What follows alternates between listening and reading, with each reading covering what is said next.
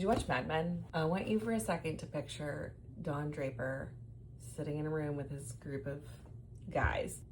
They have realized that there's a problem. Hi, I'm Abby, I'm a mom of 5. I'm building a healthier life for my family. I don't have it all figured out, but I'm sharing about what I learned anyways. Don Draper, his men, they're all sitting in this room. They decide to do this Saturday night. We're gonna put out a puzzle. We're gonna people submit the puzzle and then they get a prize. They had over 30,000 submissions, and along with those submissions, the majority of them, the women were asking baking questions. And so these men, they're like, dang it, there's all these baking questions. I'm a man, I don't bake.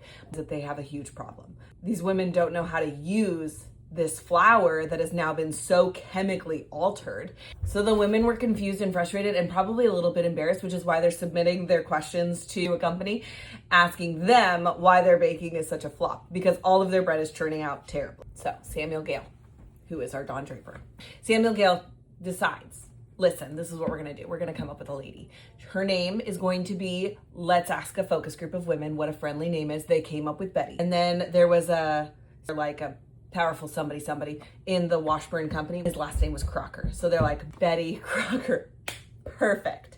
So now we have a name. We need a signature or something. So all of the men went back to their secretaries and they said, hey, I need all of you guys to write Betty Crocker. Florence Lindbergh, she had what you now know as the Betty Crocker signature. Here it is. So Betty was created because she was the company's solution to the problem they had created by adding a bunch of chemicals, poison, to the flour. Instead of explaining sorry y'all, we added a bunch of chemicals, here's how we can balance it out, and bada beep bop boop. She came in and she said, Betty, good old Betty, she put out cookbooks and she answered their questions. And then she eventually was on the radio. And then by the World War II, Betty Crocker was the second most famous woman in all of America, second only to Eleanor Roosevelt. She never existed, but she was the most trusted woman in America because she was teaching them how to be a good mother, how to be a good wife, how to be a good housekeeper, how to make the perfect bread with this weird chemically induced flour they were now using. But she made them feel like they could actually make bread again.